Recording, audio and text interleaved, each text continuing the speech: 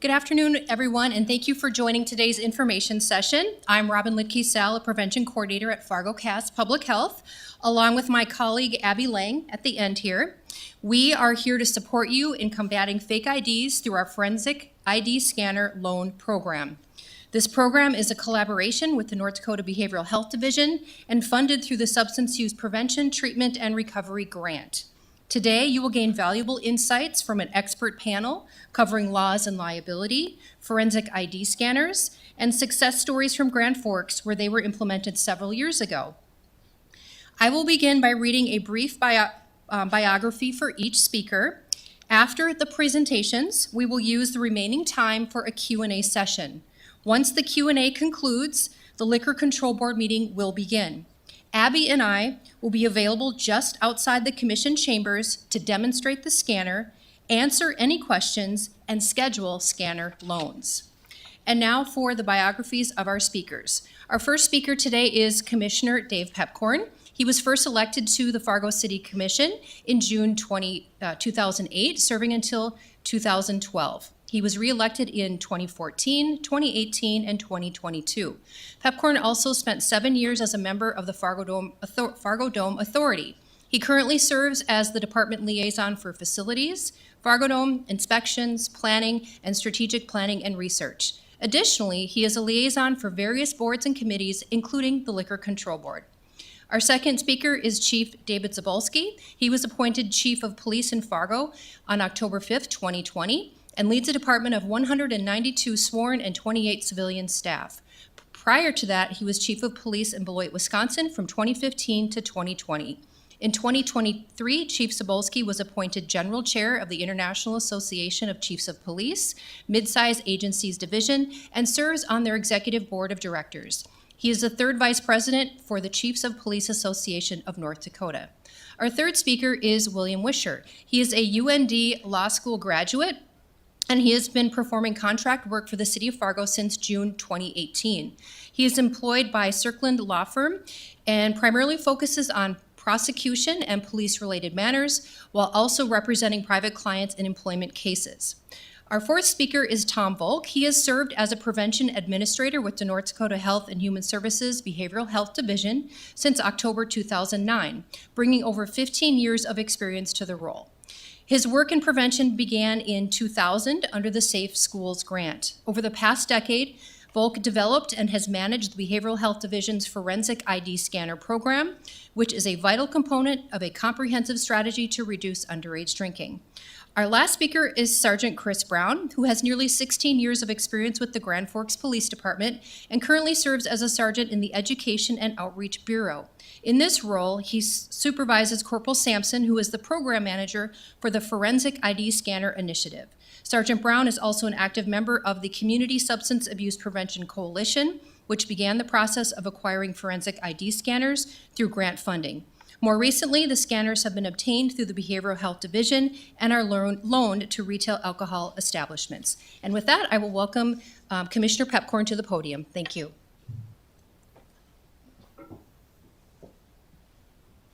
Thank you very much. Thank you, everybody, for being here. I appreciate that. And what we'll do, we'll have presentations by everybody, but then if there's questions, we want to make sure that you have the opportunity. One of the questions I have, and actually I talked to Tom ahead of time, is right now we find the liquor dispenser, but we are having a challenge with how do we find the minors? And to me, that's an open question for all of you, and obviously everybody up here too, because obviously there's two sides to the story, and we want to make sure we do that. So I'm not going to talk too much, and I'm in favor of short meetings, as some of our Liquor Control Board members are here today. We like short meetings, but this is for you information, and so if you have questions, if you don't get it answered up here, then make sure to catch us afterwards, because everybody here, we're open to talking to you at any time. So thank everybody for coming. I'm impressed. Can I ask, obviously it's NDSU people, can I ask where you're from? And what is the class? It's a health class? Very good. So, and if you're from Arizona, what the hell are you doing here? It's 14 below. That's even more of a question. What the hell are you doing? Anyway, thank you all for coming, and hopefully this is a productive time for all of you. and hopefully you learned something. And I want to thank everybody for being here too. So, all right, with that, thank you.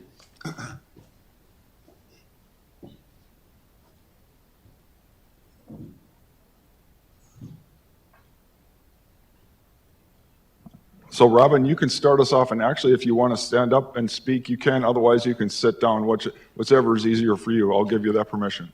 Okay, fire away. All right, thank you all for being here today. As was mentioned earlier, I'm the city prosecutor for Fargo. I've been doing this for about 6 years. So this presentation will really focus on the prosecution side. We will talk a little bit about the administrative penalties as well that are focused against the liquor establishments. So when I was trying to figure out what is maybe one of the first things we should talk about, it's the different level of offenses that the city of Fargo is able to prosecute. The different level of offenses are really important because they guide us on what our maximum punishments are in regards to fines, jail time, and also burden of proof and whether you get an attorney appointed to you for this offense. So to start with the most serious offenses that the city of Fargo is able to prosecute, it's Class B misdemeanors. If there's a Class B misdemeanor, the absolute maximum amount of jail that the city can ask for is 30 days. The absolute largest fine is a $1,500 fine.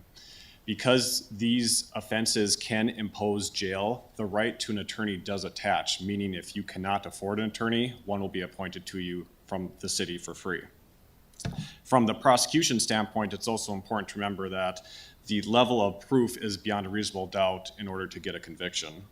The next level are infractions. These are different because there is no jail that can be imposed. No matter how many bad the conduct is, you cannot be sentenced to jail. The fine is also different in that the maximum is $1,000 compared to $1,500 for the Class B misdemeanors. Because there's no jail that can be imposed, the right to an attorney does not attach, so you will not get provided one from the city of Fargo. The proof of doubt is also the same. It's a proof beyond a reasonable doubt in order to get a conviction. The last offense is non-criminal. There's no jail associated with these offenses either. The fine is set by ordinance by the commissioners. This is something that the judge, prosecutor has no discretion on. If you're convicted of this offense, you're assessed that fine. The level of proof to get a conviction is less, is preponderance of the evidence, which is just 51%. Prosecutors really like that. The other important thing to remember about the different level of crimes is that the city has to follow whatever the state has for their caps, meaning the city cannot have a Class B misdemeanor for an offense that the state has an infraction. The city can always go lower, but the city can never go higher. And that's come up in a couple different places that we'll talk about in the next slide, which is the common criminal offenses that we see for drinkers. Most of these are targeted at minors. The most common one we see is minor in possession. This is 10-0101 under the Fargo Municipal Code. It's an infraction. So once again, we can't ask for jail time, only up to $1,000 fine. A couple years ago, this was a Class B misdemeanor. The state made an infraction. The city has to follow suit and also make it an infraction. Another common one that we see in city court is minor in a liquor establishment. This means the person is under 21. It doesn't mean that they've been drinking. It doesn't mean they have a fake ID. It just means that they are physically in a liquor establishment. This too is an infraction. Third most common one we see, fake ID. You have an ID that is either of yourself or someone else that is not an accurate reflection of what that actual age is. The next one is minor using a fake ID in a liquor establishment. This is a Class B misdemeanor. This is one of the few remaining charges that we see for drinkers in a liquor establishment. You have to use the fake ID to enter the liquor establishment. The last one is consuming alcohol in public. You can be any age. If you are drinking in public, it's a $100 non-criminal citation. Consuming alcohol in public, that too was once a Class B misdemeanor. The state made it a non-criminal offense. City, once again, had to follow suit.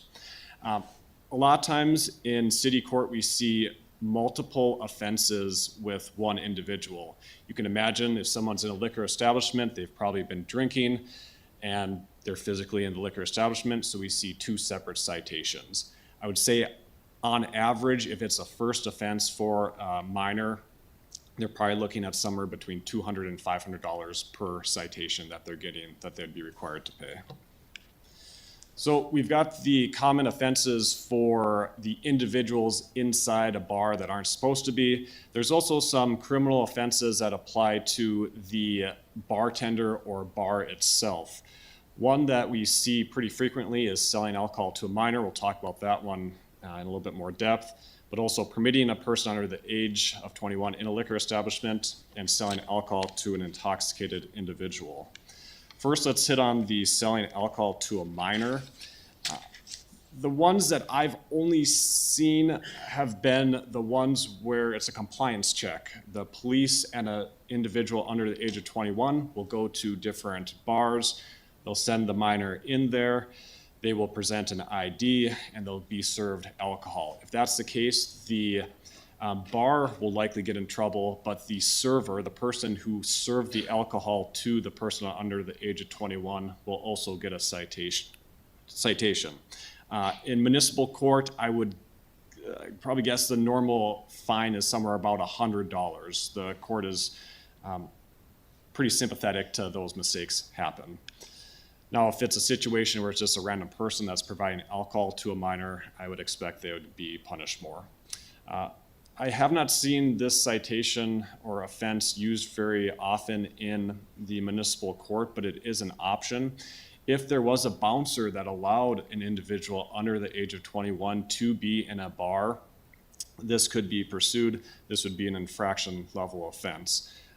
Obviously, we're not going to prosecute a bartender that has provided a legitimate fake ID, but you can envision a scenario where a bouncer either just lets someone in or looks at an ID that is clearly fake. That bouncer could be prosecuted under this ordinance.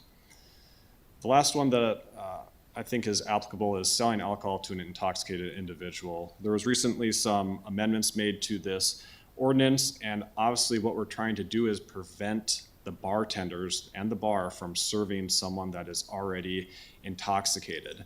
The purpose of some of the recent amendments were to not only focus on impairment from alcohol, but also drugs, which we see more and more. And that's what this slide is right here. A lot of the conditions that we see with not only impairment from alcohol, but also drugs. So if you're wondering what the process of the criminal proceedings are, all actions that I see begin in municipal court. The first time that a defendant makes an appearance in the municipal court is called the arraignment. At the arraignment, the defendant is provided his or her rights. If it's a Class B misdemeanor, they are given the opportunity to hire their own attorney or get an attorney appointed to them. They can plead guilty if they want at that point. If they plead guilty, they will be sentenced immediately.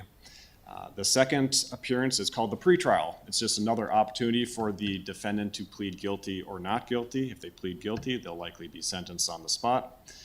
A couple weeks down the line, we see a status conference, which is always a week before the trial. Trials are somewhat informal in municipal court. Generally, it's just a couple witnesses. Normally, it includes a police officer. If there's a defense attorney, they will be there too with the defendant.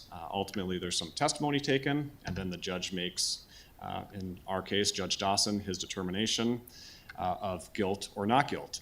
If the defendant is found not guilty, that ends the process. If the defendant is found guilty, we can go on to the second stage, which is an appeal to district court. Two separate courts, municipal court and district court, totally different judges. Slightly different processes. If there is an appeal, the defendant is arraigned again, meaning they're given their rights, right to an attorney, etc. There's a dispositional conference, which is just a fancy word for a pretrial, and then there's a bench trial in front of a new judge. There's no deference to the municipal court. It's just a fresh trial anew. So that's a summary of the criminal process, which I normally am involved in. There's also a separate process, an administrative process, which is geared more towards the business, the liquor establishment. Now, this is a little summary. I've kind of simplified the process here, but if there is a violation on the criminal side, generally we see an administrative process as well. The first thing that happens is Steve Sprague will send a notice to the licensee saying that there's been a violation, what the violation is, that there's going to be a meeting at the Liquor Control Board. The Liquor Control Board hears the matter and determines whether there's a violation or not. It then goes to City Commission, where Commissioner Pepcorn and 4 others will make the determination on whether a violation has occurred. And then ultimately, if the individual is found, say, guilty or to have made the offense, then they may appeal that to district court.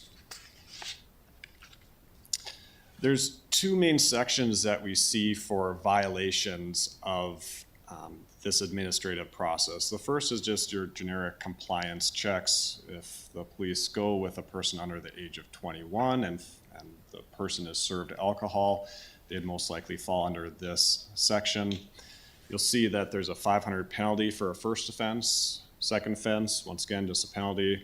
Third offense is when we start to see suspensions. I don't know if I've seen suspensions since I've been here, but Commissioner Pepcorn has a better memory than I do on that. The other one that's become more common is penalties for over-serving. This is a specialized section that just applies to the over-serving ordinance. Here it's a little bit more serious with the second offenses becoming the time when suspensions check in.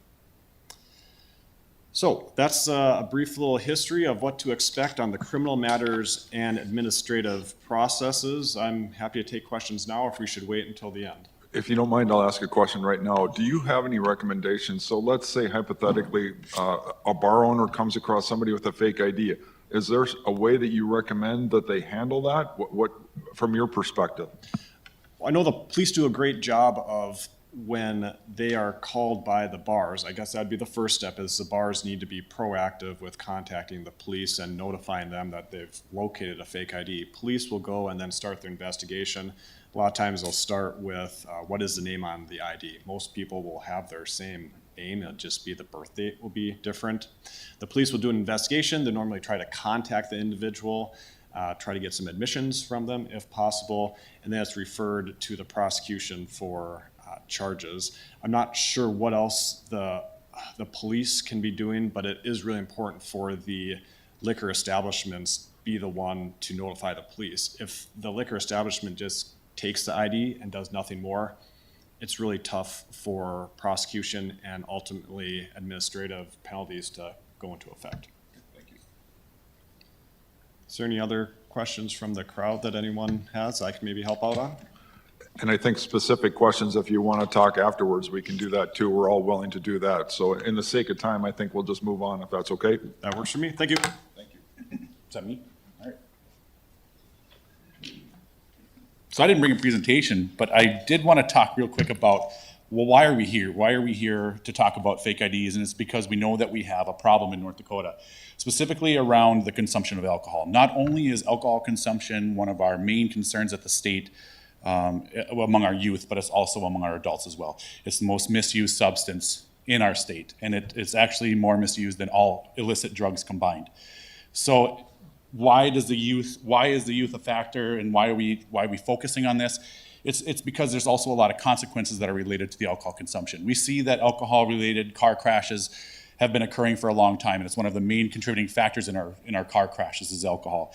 And we're seeing it in cancers, and we're seeing it in heart disease, liver disease, suicides, and all these other different areas. Alcohol has been around forever. If you ask the police department, why are they getting so many calls for service? The majority of those calls for service are alcohol related. So if we can do a really good job of preventing alcohol misuse, we're going to see us save a lot of money, we're going to see us save a lot of lives, and that's ultimately why we're here today.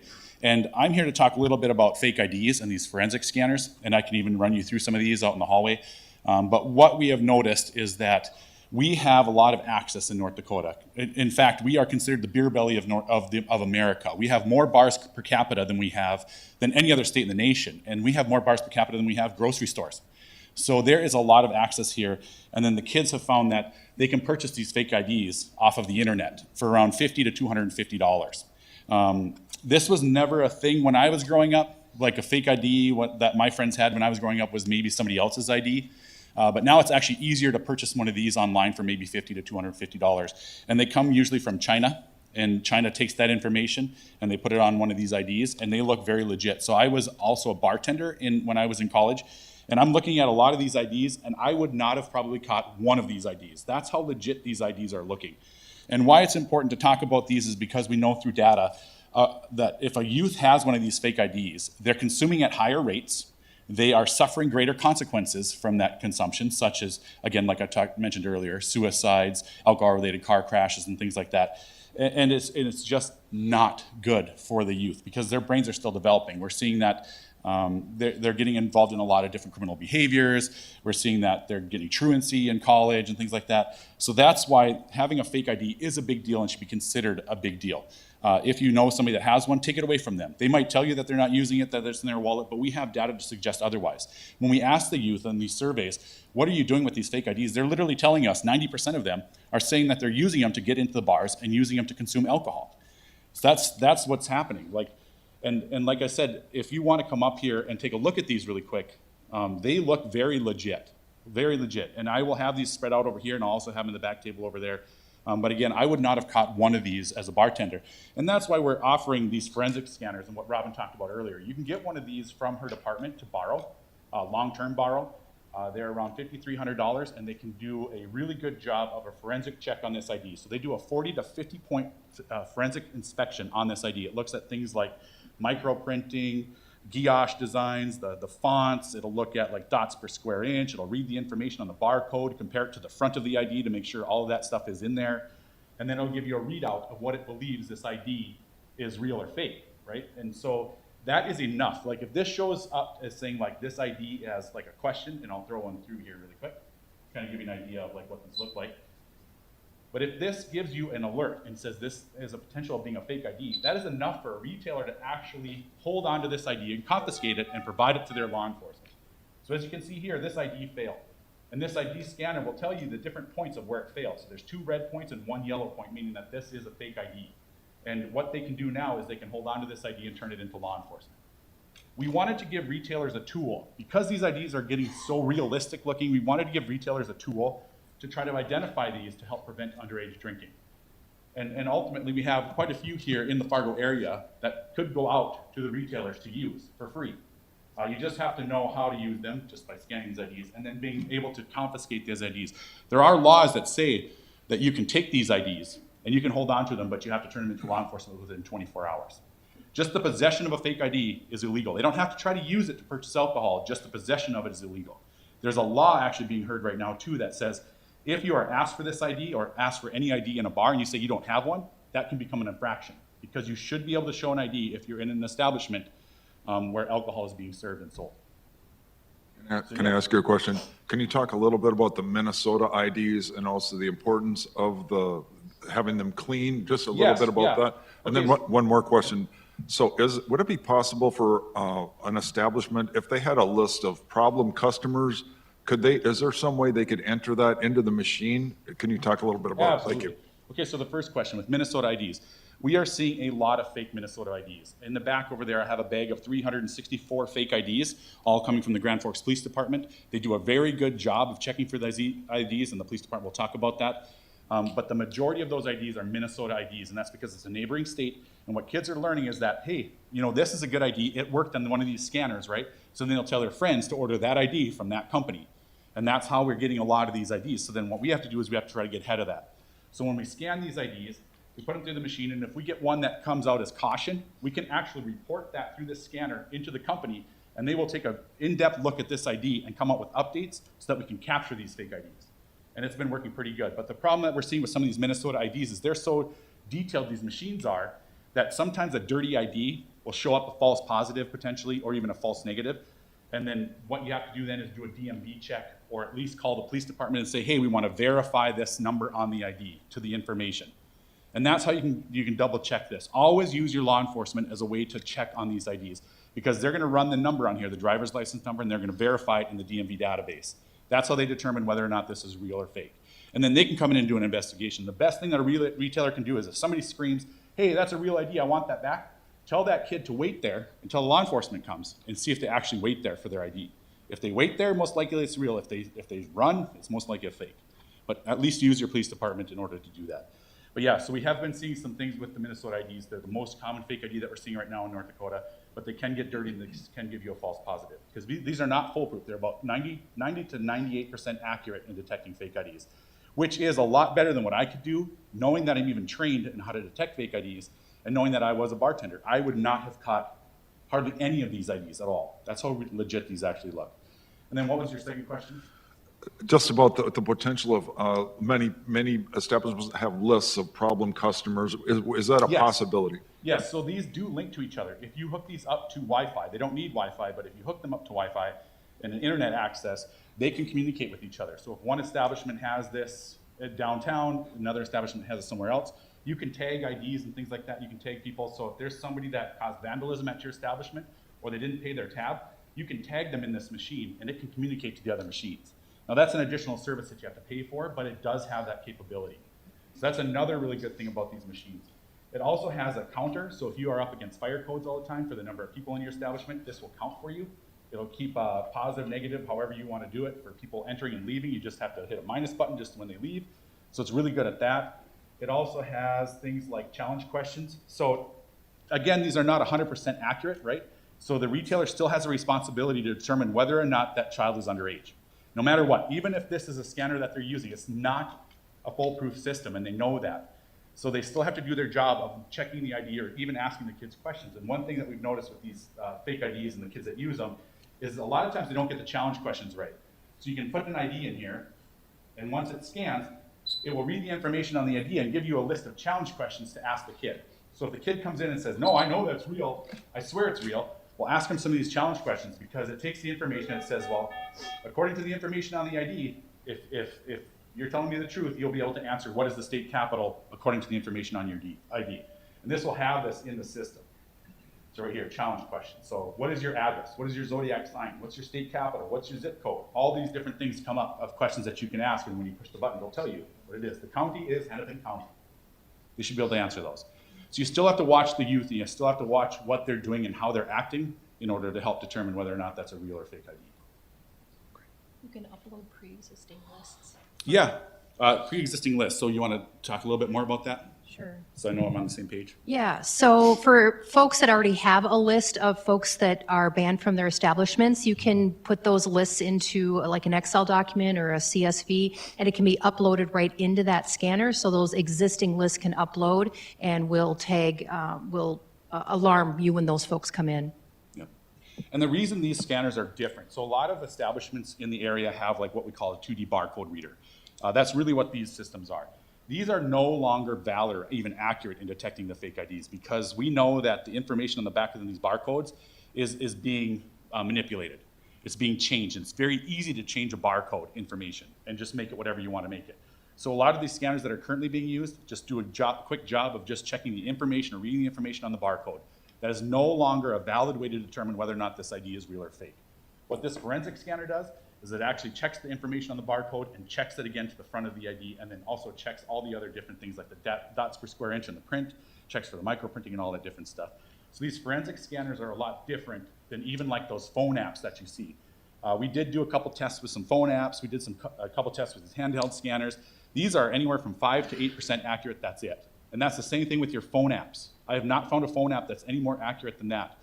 And what these are is still getting about that 90 to 98% accuracy. So these are a way better system in detecting fake IDs, and in fact, we don't even promote the use of these anymore, or even the phone apps that we have tested.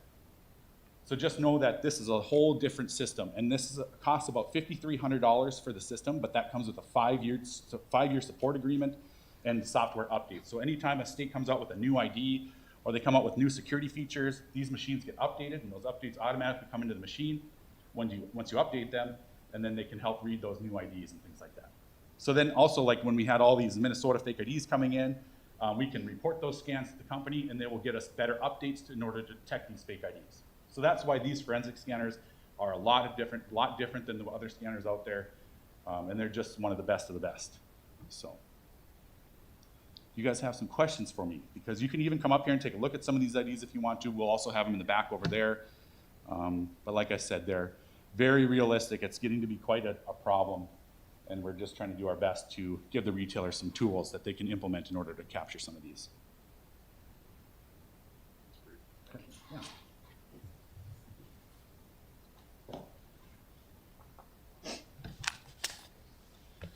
All right, so my name is Chris Brown. I'm a sergeant in the Education and Outreach Bureau of the Grand Forks Police Department. I am a Pisces, if anybody cares, and the state capital is Bismarck. So I'm going to talk about some of our successes that we've had in the city of Grand Forks. We were fortunate to have a pretty good relationship with various different parts of our community. Through a lot of our special events, through some of the outdoor ones specifically where there might be commingling or there might be alcohol consumption at a concert. We've been asked in the past to bring an ID scanner with when we're actually there for safety and security.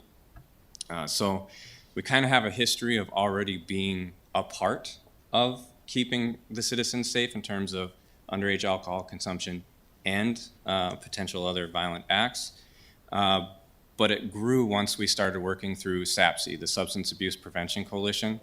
And I should stop here. It's not me that should be getting the credit for any of this. I'm standing in for Corporal Brian Sampson. I supervise him. He's done a lot or all of the legwork in terms of relationship building with some of our bars that I'm going to talk about. He does a great job with interacting, building that trust and making sure that we're honoring what we're telling the establishments. But through the work of SAPC, the Substance Abuse Prevention Coalition, we were able to start procuring a few more ID scanners. And what we started doing is we started working with some of those local establishments that we did have a good relationship with. Are you interested in helping us deter underage alcohol consumption? It's not just good for the community, it's good for the bar owners, it's good for the establishment, it's good for the servers because they have that extra level of added security and benefit of knowing that potentially whoever they're serving is going to be a legitimate customer.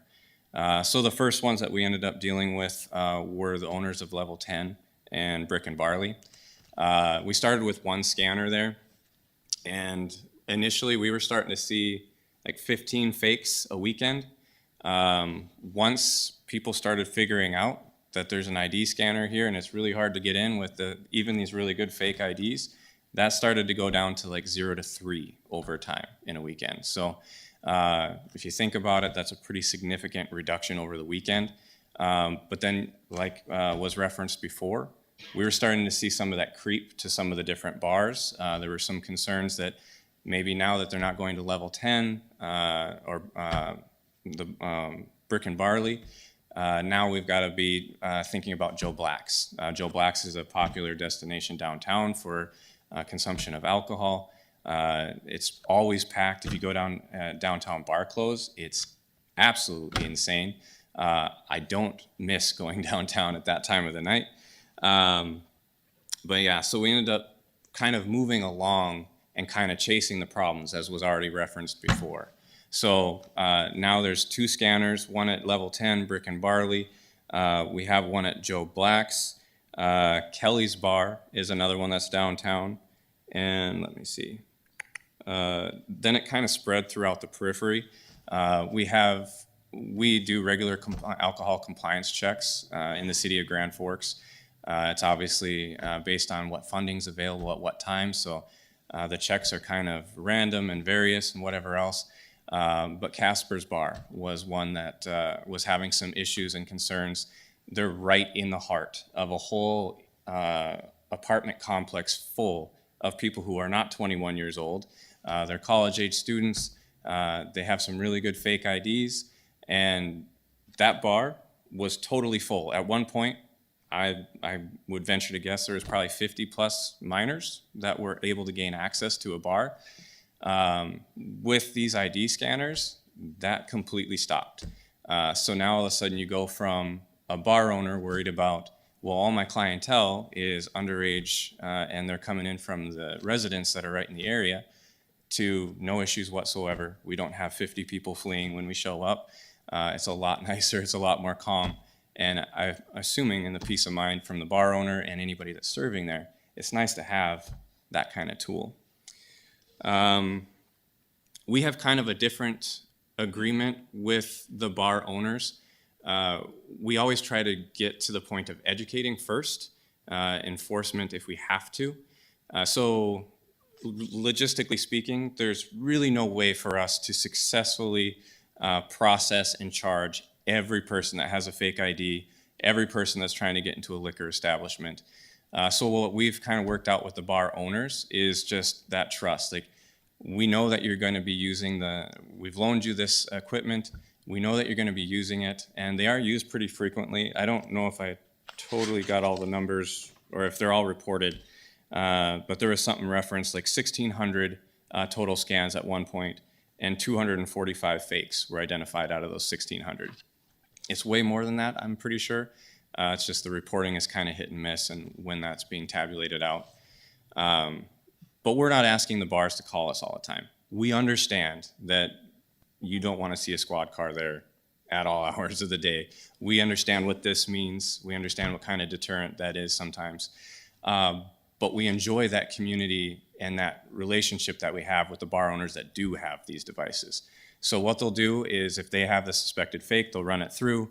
If it is a fake, if it comes up as a fake, they'll seize that, and usually the person just leaves. Whoever's trying to access that establishment is just going to leave because they know it's a fake, we know it's a fake, and then it can get turned in later.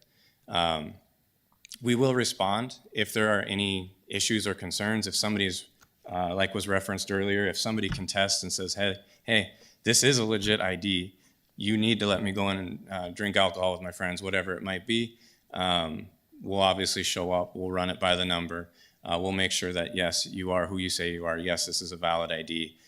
If it's not, we definitely will take that report, deal with it, forward charges as necessary, but it's definitely one of those where we have a trusting relationship with those bar owners. If they're calling us, it's obviously for a reason.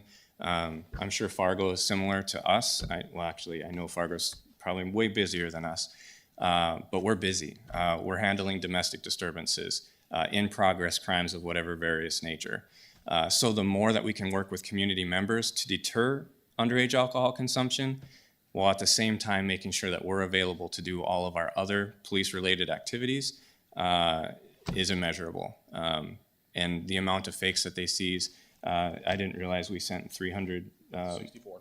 Yeah, 364 Minnesota IDs over. 364 bag of 364 IDs back there. Yeah, so That was just in a 6-month window. that's just one that actually was forwarded to us. So the amount that we are stopping and deterring the general public from committing these kinds of acts is kind of impressive if you look at that relationship between the bar establishment and the criminal justice system. So I count myself lucky to be in that kind of environment. It's not adversarial.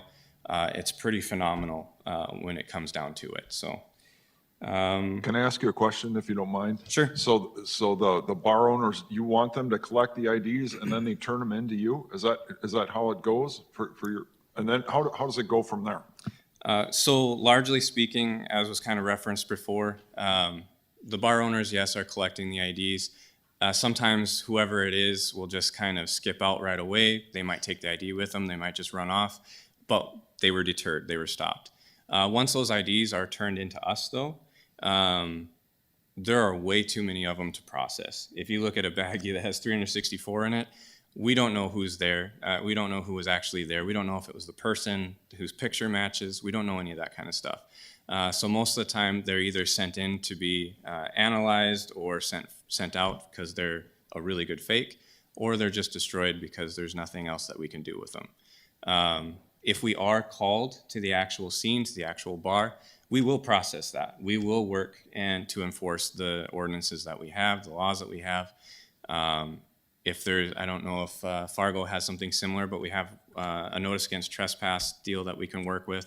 If somebody's causing issues or concern, you have the right to determine who is or is not in your establishment. So we do everything we can to be accessible without being overbearing. And one thing that we ask with the possession that kind of rented possession of those scanners is just to be available for when we have questions on, hey, we're getting questions from Tom at the state. We're looking for numbers. It doesn't matter if you scan 5 people or you scan 2,000. It's not a punitive thing. We're not looking negatively on it. We're not taking it away from that establishment. Because it could be that if you only have 5 to 10 scans, maybe that means word has gotten out and you no longer have to worry about that issue as much. And there's still a few here and there, but it's not a punitive thing. It's not anything of that nature. So that system itself has worked out really well for us. And I think it's garnered a lot of trust between the businesses and the police department. And right now we've got 8 that are out. We've got 1 more that we're waiting to get programmed again and updated. They have to get updated every 5 years or so. That one would go to the Diamond Bar, which is another one where we know there is alcohol consumption that's underage, and that'll be a phenomenal point to hit. And I'm hoping and I'm presuming that some of these, I know all the bars talk, I know everybody talks, but hopefully they're kind of sharing like, no, the police department's actually been pretty awesome with it. They're pretty understanding. There really are no strings attached. We are just truly in the same game. We're trying to deter underage alcohol consumption. It helps the police department. It helps the city. Hopefully it deters some intoxicated drivers. Hopefully it helps out the servers and the waiters and whoever else and the bar owners that would suffer those consequences. So I think that's kind of all I have. Historically speaking, is there any sort of repercussion for like legitimately seizing fake ID for the establishment, or is it just as simple as give it back? Right. So, and it's a good question. It's kind of a good faith thing, if you've heard that term before. If you have a bouncer who stares at IDs all day and they seize that ID because they're like, no, something doesn't feel right here, we're going to call the police department. I would hope that they would just trust their gut on that one. There is nothing that you're depriving somebody of their property. It's something that's truly a good faith system. So we'll come in, and if it turns out to be just a really good fake, or it's a really good ID, hey, thanks for calling us. Not a big deal. That's a super easy call for us to take because it's no paperwork. We don't have to take anybody in anywhere. We don't have to deal anything that way. You might have an angry customer, but that's okay. I'm sure they'll be okay in a couple minutes when they actually get inside. So.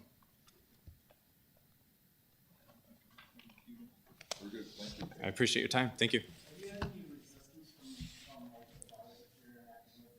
You're named out 6 or 7 or 8 of them. And, do you guys approach the bars, or are the bars coming to you saying, hey, we'd like to get an ID? So both have happened. The friction, there is a bar that I won't name because I don't want to have any sort of drama or anything like that. There is a bar that we know is probably seeing some underage alcohol consumption. They're against having the scanner in their location, but primarily that's kind of the one and done. For the most part, Sampson has gone out and cultivated some of those good relationships. Obviously, our officers are downtown quite a bit, dealing with different issues. So we have some pretty good relationships with the managers that are down there. So it's pretty easy to convince in that case. And then once the other area bars that are around whatever scanner location that is, they're starting to see, like, well, I'm starting to see an uptick here. I don't want to accidentally fail a compliance check. I don't want to be a part of the problem. Like, can we have one? And the Diamond Bar is another one that, like, they are waiting for their scanner to show up because it's only a good thing for them. Thank you.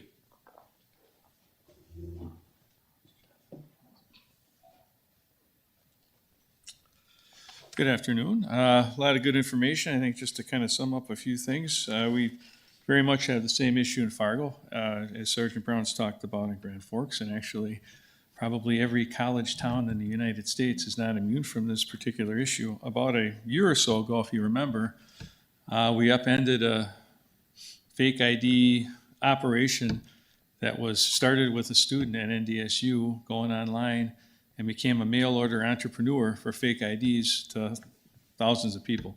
I mean, thousands of people, and unbelievable amount of IDs that we know about that were distributed in our area and places, other states.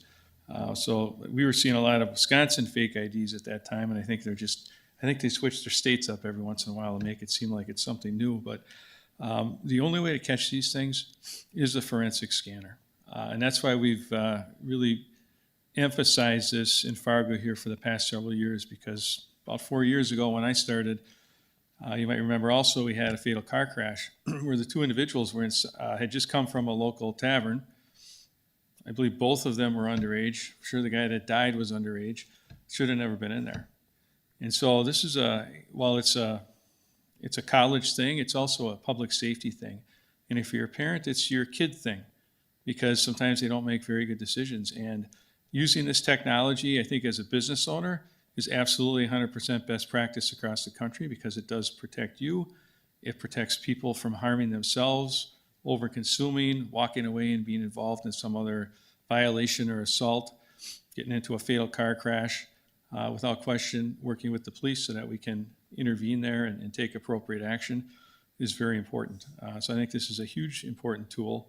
We'll continue to emphasize it here, and I would encourage folks to use this. We know also, not only anecdotally, but from years of experience and just doing random compliance checks, that if you're not using a scanner, you're going to have a lot more underage people in your establishment than you would ever guess, because they absolutely will go where there are no scanners.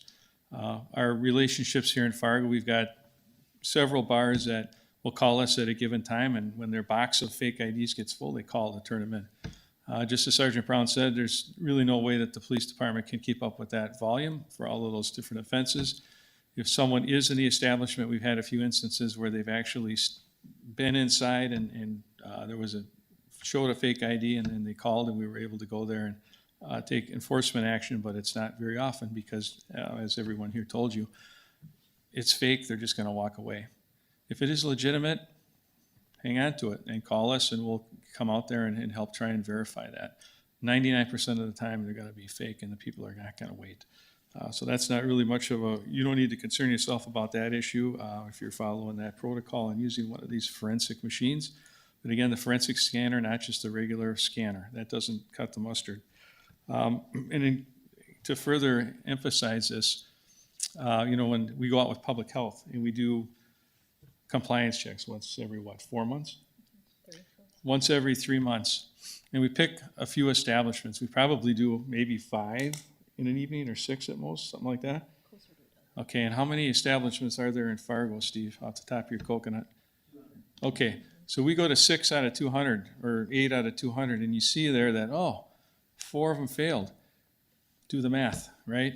What that's telling us is that those establishments, for whatever reason, sometimes it's the server, sometimes your employees aren't very, maybe they're not taking this as serious as you are as the owner. But when we go back to the same place 3 months later, and the same thing happens, the odds of us randomly walking into a licensed establishment on a given day, 3 months apart, and having you fail a compliance check once but twice in a row, that's about 0, that there isn't a problem there, okay? So it's very evident to us that we know it's larger. I mean, I think everyone probably recognizes that, but the evidence is there, and if we do nothing, we end up where we were several years back, where we had a very big problem. And it's not that it's still not continuing, but I think we've made great strides as a community, police, our establishment owners, who in large part really very cooperative and easy to work with. And I think, the word is where you go and where you don't go based on the scanner is a big piece of that. So I'm happy to take any questions, but I think that's the message I'd like to leave you with. Yes, sir. You mind if I ask you a Yeah. question, Yes, Chief? sir. So the best practice that you recommend is to collect the IDs and establishment and then turn them into you. And obviously, unless there's some type of issue going on live, is that? Yeah, absolutely. I mean, just like Sergeant Brown said, there's no way that the police department could keep up with the volume of these fakes that are coming in, especially on a weekend evening, especially in the summer. You've got your high volume establishments. It's just not practical, and it's not practical for the people working there. They might say, well, I guess you can make a citizen arrest. Okay, well, if your bouncer made a citizen arrest now because someone had a fake ID, who's checking IDs? So again, it's do your best effort. We'll take the cards when we get them from you. If you've got something going on live or you got some kind of confrontation, certainly call us.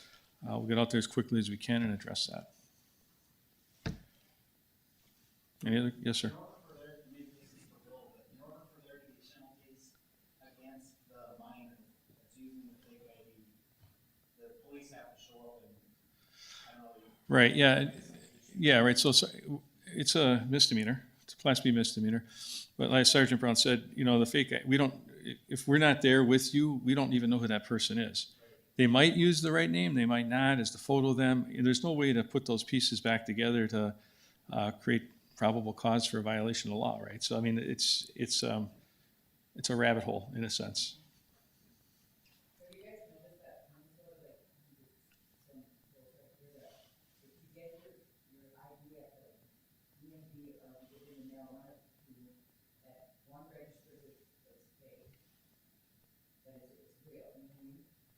When you mean one registers as fake, do you mean a different scanner? Say I got mine in the mail, she got hers at DMV. We're both 21. Mine will read fake and hers will read true. I haven't heard that. Have you heard that? I haven't had that issue yet either. So if that might be a new issue. If you want to tell me more, I would be willing to listen, so. Bring your idea. Yes. Oh, yes. I was going to say, regarding that, I got mine in Moorhead at the DMV the same day, and I've had problems of, like, bouncers or whatever, or the airport, like, looking at it a little bit harder. So I think it's just the same day ID thing, so I've had Okay, good. Well, it's good. That's good to know. We'll keep the Send that machines to, updated, put that to the BrainWorks here and see what we have. But yeah, actually, if you scan that ID, does that help you?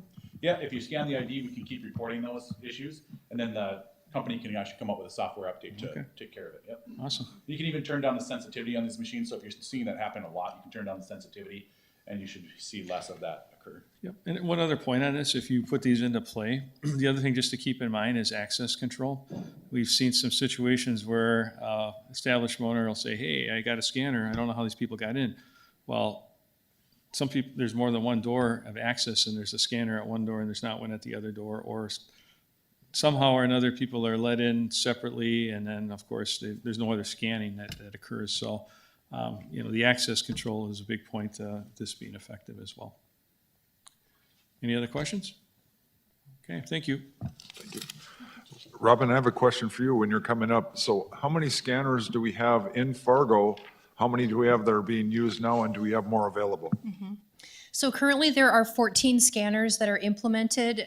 2 are out in the county in very small towns. 2 are in West Fargo, and the rest are in Fargo. And we have about 20 right now that we are able to loan out. So we have 20, and we have places that have had one for over a year because we just haven't had the demand for them. So if we do get a lot of demand, we'll just do a rotation where you can try it out for a couple of months. Maybe you're looking to purchase a system, try it out for a couple of months, see if that's really what you want to make an investment in, and then we can, you know, rotate someone else in to give it a try. So we certainly can give everyone a opportunity to try them if we do a rotation if needed. So I just want to remind you folks again that Abby, Tom, and I will all be out in the lobby there. We can demonstrate the scanner, answer any questions, and we can also schedule anyone who is willing to implement a loan. We can get you on our schedule. I'm available as early as Friday to bring one out to your establishment. So please come see us. And then we do have 5 minutes for questions. We do have mics, so we ask that your question please be on the microphone so that we can get it for our recording. So if anyone has a question, raise your hand. We'll come to you with a microphone. Any questions? Can I ask a question once again? I Sure. apologize Yeah. for asking so Yep. many questions. So is your vision that in most businesses that they have one of these and then you can use it? Is that how it usually goes, where there's one? So obviously, if you have multiple doors where you have people checking IDs, or how does that usually work?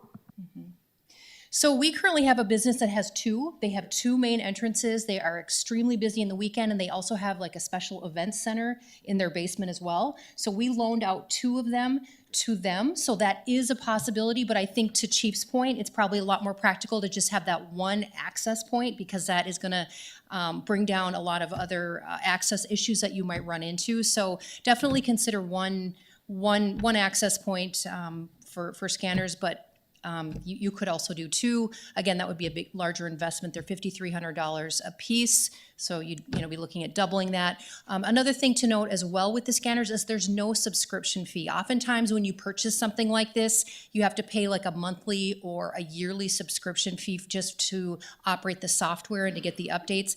None of that. There are no subscription fees whatsoever. You pay your $5,300 and you're done and you're good for 5 full years. And you have a Microsoft Surface tablet as part of that as well. So you're getting a computer along with it. Anyone else have any questions? We still have about 4 more minutes if anyone has any questions. Okay, well, I just wanted to, did we have another one? Once again, I apologize for asking so many No questions. apologies. So my question is, if we have any establishment owners here that have one, if they're willing to talk about it, it would be interesting to hear what their experience is. And I think at future meetings, we'd like to have that if possible, because I think, but for the people that I've talked to are very pleased with how they've been performing. They use it, I think they consider it as complimentary.